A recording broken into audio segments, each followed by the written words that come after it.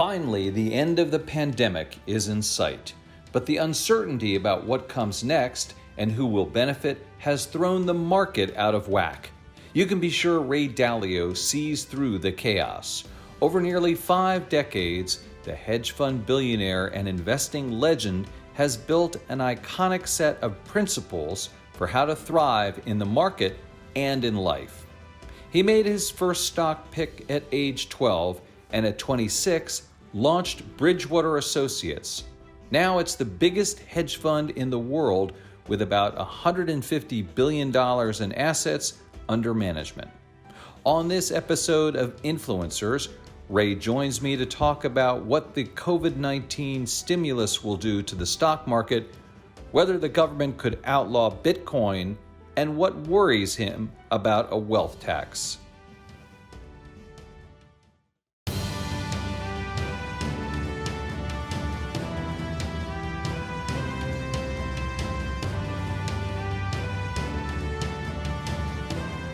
Hello, everyone, and welcome to Influencers. I'm Andy Serwer, and welcome to our guest, Ray Dalio, founder, co-chairman, and co-chief investment officer at Bridgewater Associates. Ray, welcome. Good to see you, Andy. Let's start right in and talk about the markets, Ray. There's been a tremendous amount of volatility this year. Why is that happening, and how do you expect things to pan out? Well, it's simple. You know how the thing works. If the pulse of the economy goes down, then the policymakers, like doctors, rush to the patient and inject it with a whole lot of stimulation. And so what they did is they wrote out a bunch of checks, and they're writing out a lot of checks, which are about 7 times, 5 to 7 times the size of the hole. And they got that money out. And what that did was, of course, the government doesn't have money. They get print money, so they have to borrow that money. But the Federal Reserve can print money. And so the same thing that is happening like on March 5th, 1933, is the same thing now in terms of that big stimulation. So the way it works is real interest rates are so bad, money's so cheap, and it's so abundant that it changes a lot of financial assets, and it causes those financial asset prices to rise. And when they rise, future expected returns go down to start to approach those of bonds and the risk-free return. And so that's what we've gone through. So you see it domestically, you see it also in the currency, in the dollar, you see it in other assets, gold, Bitcoin, and so on. So the world has got a lot of liquidity. And now we're in a spot where we're going to have the supply-demand question. The big question is the supply-demand question, because we're going to have to sell a lot of debt. And I don't know if you want me to go into that, but we're going to have to sell a lot of debt. And then the question is how that goes. Will the demand be there, or will the Fed have to monetize more? That's the dynamic. Yeah, I do want to get into that debt question. But first of all, I want to go back to stimulus, which maybe is before that. And am I to understand then that you think there's too much stimulus coming from Washington at this point, Ray? It depends, like you say, too much for what? Too much for the supply demand? Mm-hmm. Yes, probably. Okay, we'll get into that. Too much because like fast, a lot of people needed to get a lot of money. Okay, if you look at the needs and a lot of things like, okay, err on the side of too much. There was, we have a big wealth gap. We have a big opportunity gap. We have big gaps that are issues. We see it here. I work, my wife, particularly in the state of Connecticut, works with disengaged and disconnected students, high school students in poor neighborhoods and so on. And you see their conditions and what the budgets are. There are a lot of needs. So I'm not saying the needs are not there. I'm saying just the way the machine works, the reality of it is You're making this big supply demand move, but that it's not like it doesn't have risks and costs associated with it. So from the market's point of view, it's a real big deal. Yeah. So does that mean you sort of flood the zone to mitigate and obviate these sort of social problems, and sort of by definition you're going to overshoot, and then we have to deal with those consequences? Yeah, because like debt, at the end of the day, it's going to be one way or another. It's either going to be when somebody borrows and you're using that debt, is that going to produce productivity so that in hard money terms that money can be paid back in a way where, okay, it paid off in a productivity increasing way?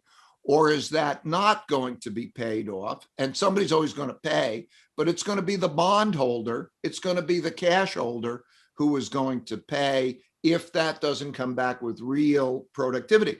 And right now, it was an emergency situation with COVID mixed with a political situation to disperse a lot of money. And that's what we have. But it's not ending there, because that's the new policy. So can I infer then that you're suggesting we're going to have an inflationary period ahead because of this, what you're just outlined? There are two types of inflation. Okay. Let me just clarify. There's supply demand inflation, like if demand is pressing up against capacity to produce things, and maybe that's labor, maybe that's capacity constraints and so on and so forth, prices rise because of that. And then there's monetary inflation.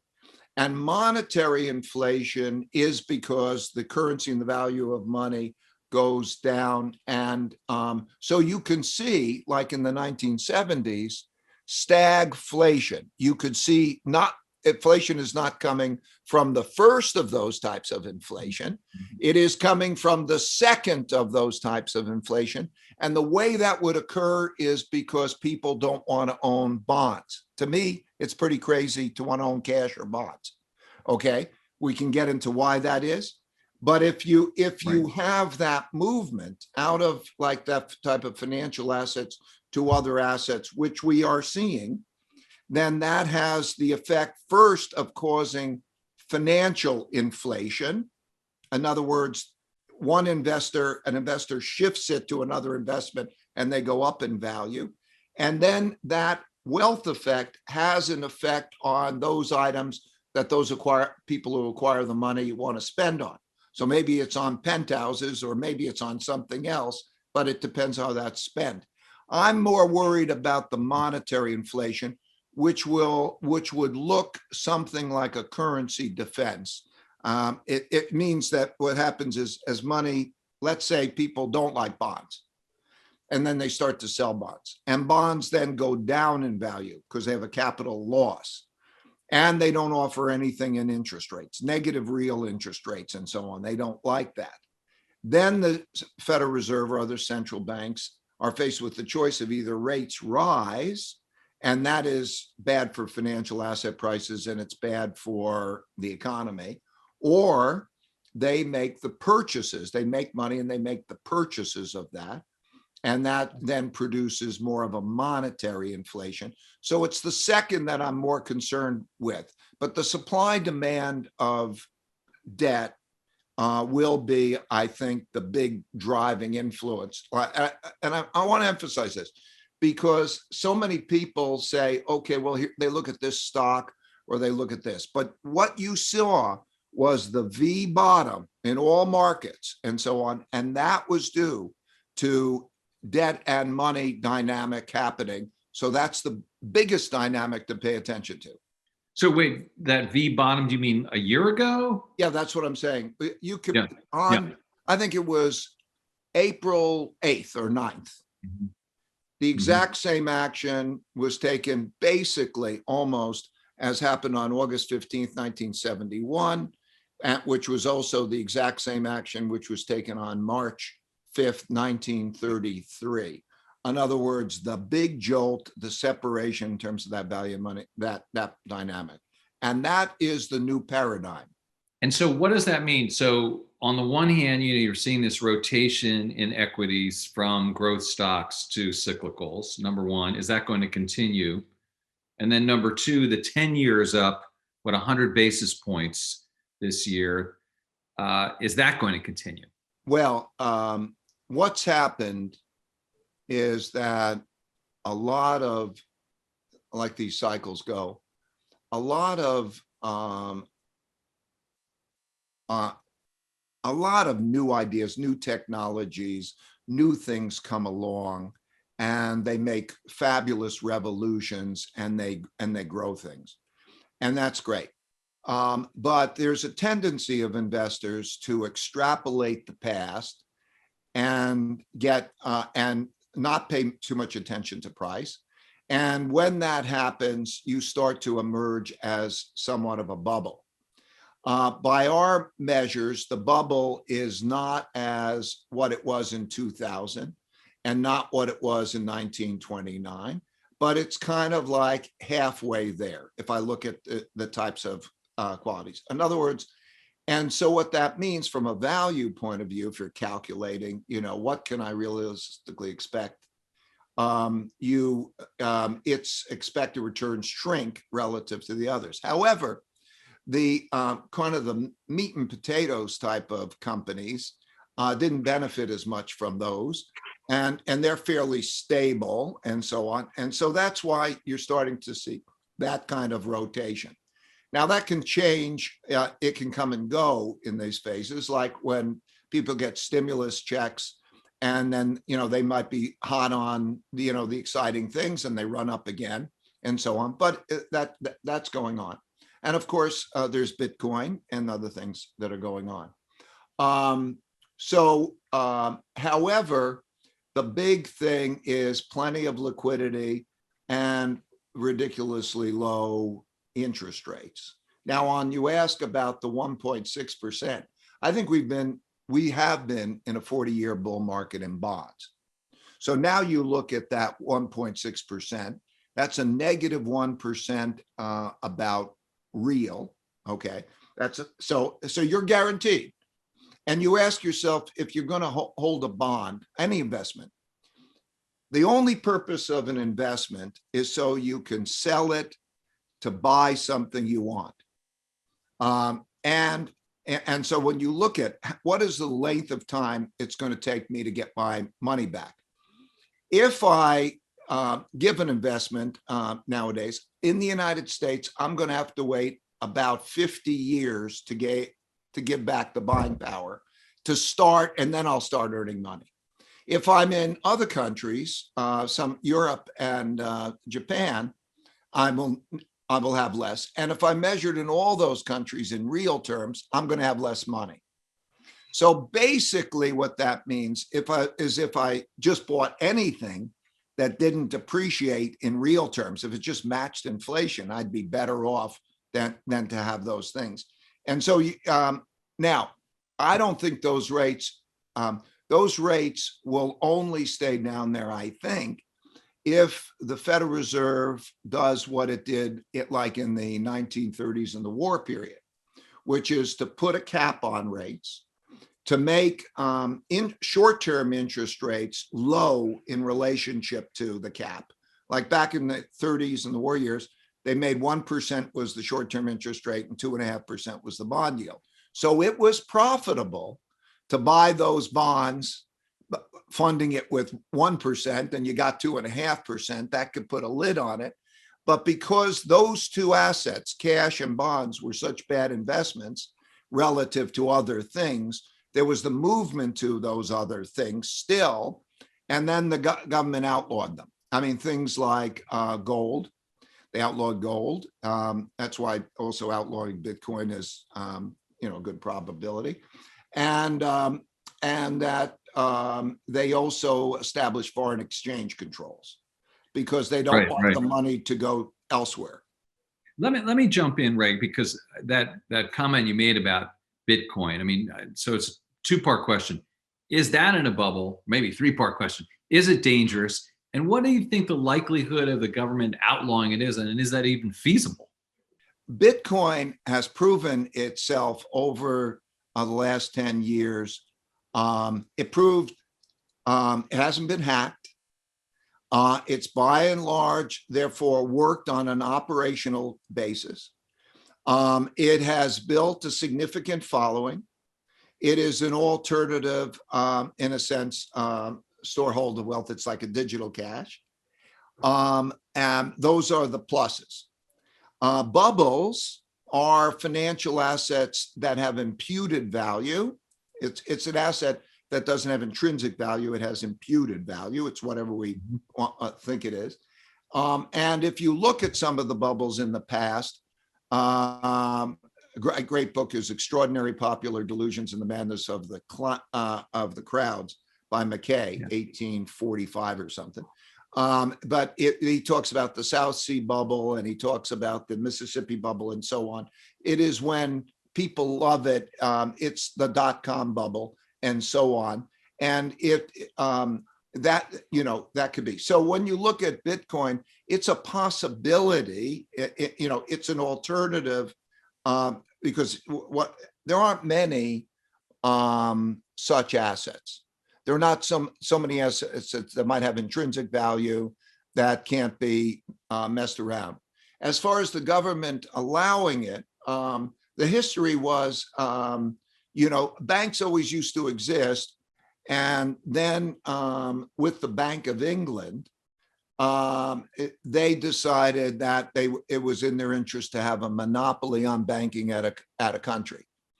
And so what we did is every country treasures its monopoly on controlling the supply and demand. They don't want other monies to be operating or competing because things can get out of control.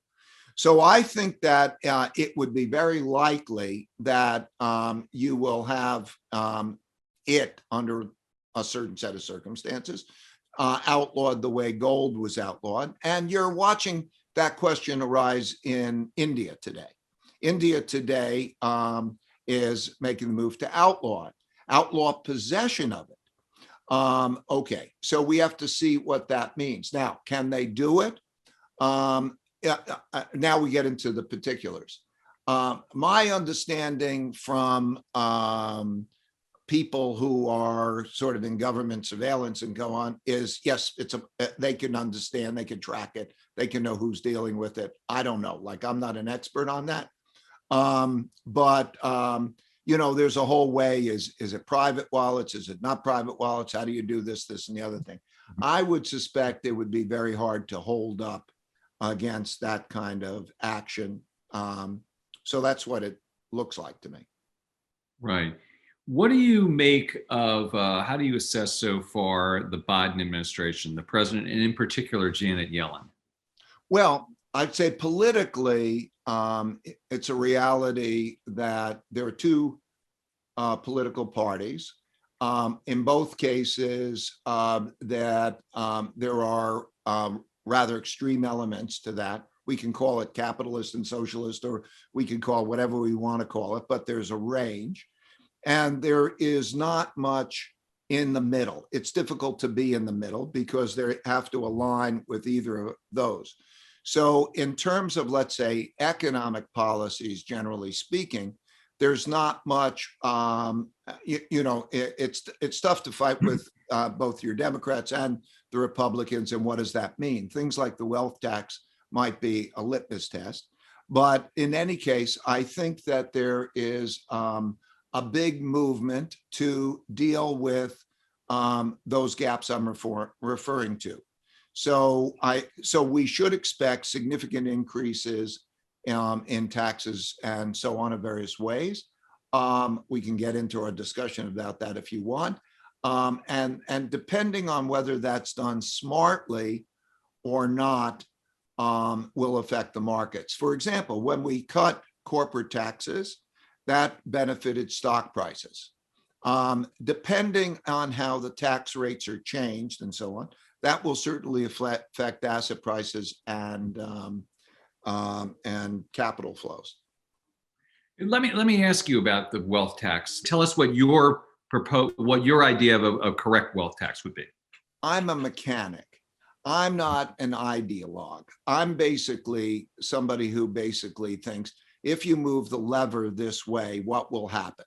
That's basically it. Yeah. What I did was do a study of all the cases of wealth taxes in different countries that have existed, and look what happened at those. And I passed that along. I didn't comment on that, but there are facts, which is like I looked at 33 cases, and in none of those cases did they have were they sustained and raising a significant amount of money. In some cases, like Switzerland has a wealth tax, it's a very small tax, and it was sustained.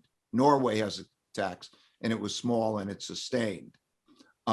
Those that are big haven't lasted because of a variety of reasons. They're operationally difficult and so on, illiquid assets. I won't get into all that. But there are different types of ways of taxing wealth. And so you'll see, I think you'll see the easier ways to tax wealth become more popular, such as stepped up basis. In other words, nowadays, when you die, you get if your assets appreciated, you don't have to pay the capital gains tax on that and the inheritance tax. I think that's probably in jeopardy. And I think that you'll find different other types, property taxes, other things, they may come about. But that's my thought on the wealth taxes in general. They also have the big risk is this an environment that's hospitable for capitalism and capitalists? That affects capital flows a lot.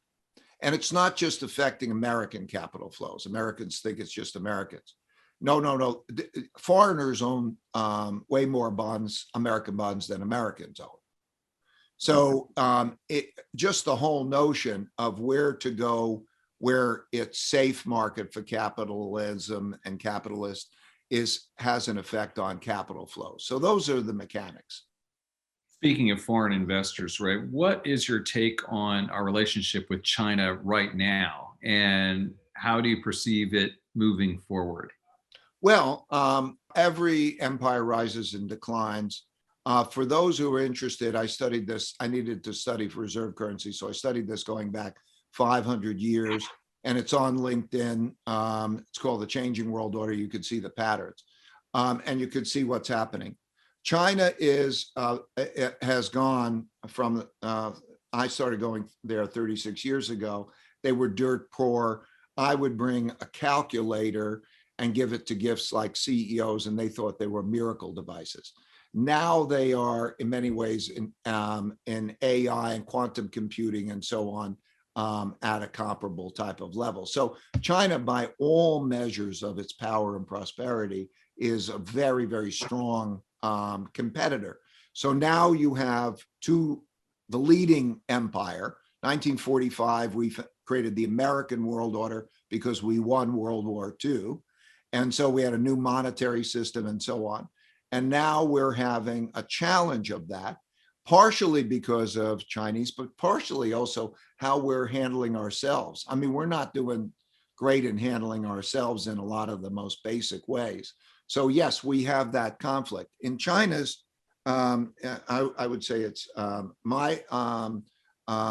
I've had a lot of contact there over decades, and I really believe it's an evolutionary process. There are certain things from the Chinese perspective. They would believe if you can't suppress or compress me, that would be their view, that the United States is trying to do that. I suspect there will be tensions. And the question is whether, one side becomes too confrontational to let evolution take its course. But it's true that evolution is more on China's side than our side, although it really depends whether we can get our basics right. And our basics are things like broad-based public education, the quality of education, civility of the people. Do people work together in a civilized way, or are they at each other's throats? And, innovation and, those things. So China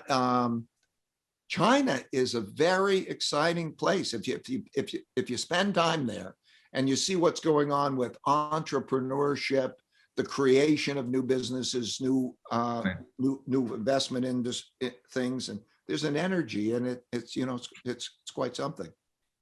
Let me ask you a couple questions about Bridgewater and about you, Ray. First of all, Bridgewater, it was a bit of a choppy year last year for the firm. How are things shaping up this year? How's David McCormick treating you? Oh, David's a star. So yeah, you're referring to this transition, which is, I think, the most beautiful thing. It's not easy to start off and make a founder-owned company, let's say, founder company, to then be able to transition and to be sort of a mentor and CIO, but and to let the talent rise. And I'm very, very, very lucky to have Dave McCormick in that role. And we have a team. The investors, Bob Prince has been with me, I think it's been 34 years, something like that. Greg Jensen's been with me for 26, 20, I don't know, a lot of, decades. We will fight like hell, but we're together and so on. And so I'm at 71. And the most beautiful thing for me is to complete that arc. And, that's what we're doing. We're doing it together. So it's doing great, and we're learning. But you're right. The second quarter, the pandemic caught us. We, in prior years, we never had, I don't know how many years we had no losses. And again, there's an alpha fund and a beta fund. But anyway, and in the first half, but for the most part, that all rebounded, and we learned a lot. So I think it's good. I think it's good on all of those fronts. What about some of the thinking that you're now famous for, Ray? Meditation, radical transparency, your principles. Have any of those changed in recent history, maybe because of the pandemic, changes in society? What is your latest thinking when it comes to some of those facets? Well, I just want to, the things you mentioned hasn't changed at all. And I really want to pass that along. At my stage in my life, the main thing I'm doing is want to pass things along that have been valuable to me. I mean, that's why I'm doing the interview. And so meditation, wow, that has, I started that about 50 years ago, and that has given me the equanimity when things come at me to deal with those well. It also gives creativity, because one goes into one's subconscious, and that's where the creativity comes from. It's like if you take a hot shower, the great ideas come to you, and it's not because you muscle it. So that's been valuable. And this, the Bridgewater, the culture has been and is an idea meritocracy.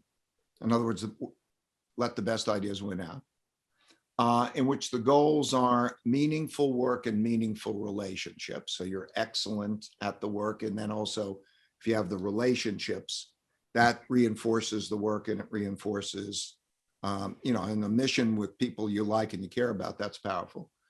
And through radical truthfulness and radical transparency.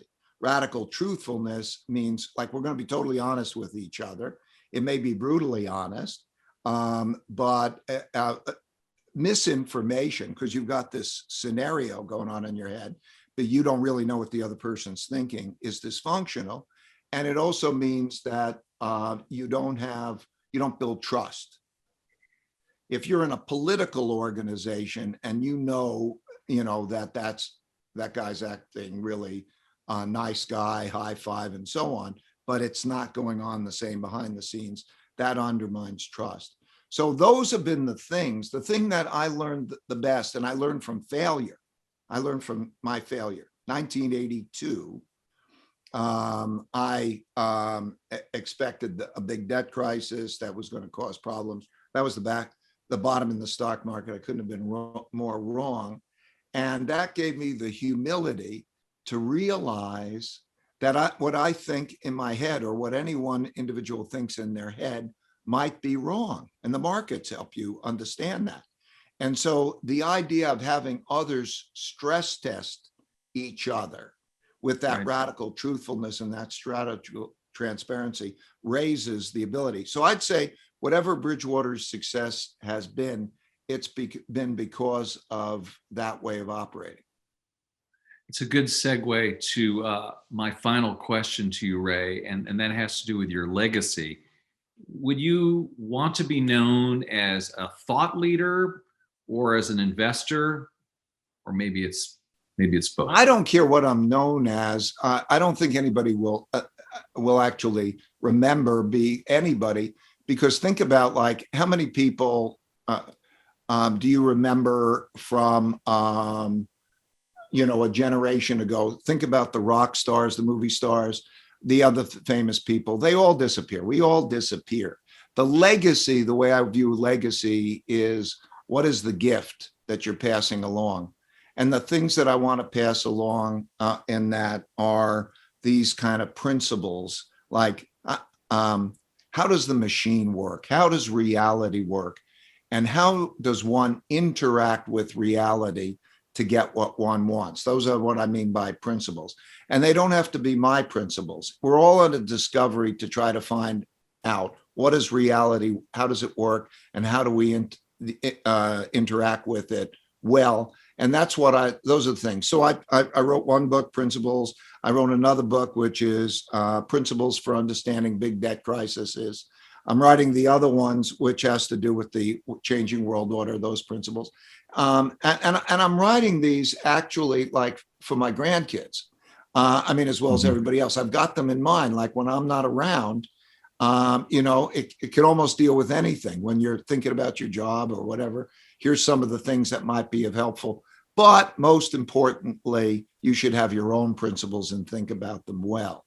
So I pass along those principles, like pain plus reflection equals progress, and so on. Don't get caught up in your own head. Have radical truthfulness and radical transparency.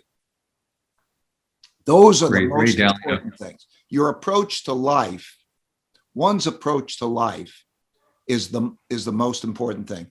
And when you start to understand that each person has their nature, what do you know your nature? And then once you know your nature and you're on a journey to find your click, find the fit, that is the thing that allows your nature to flourish and deal with other people when they know their nature. Those are the most important principles, I think. That's what I'm trying to pass along. If it lives beyond me without ever me being referred to, that'd be great.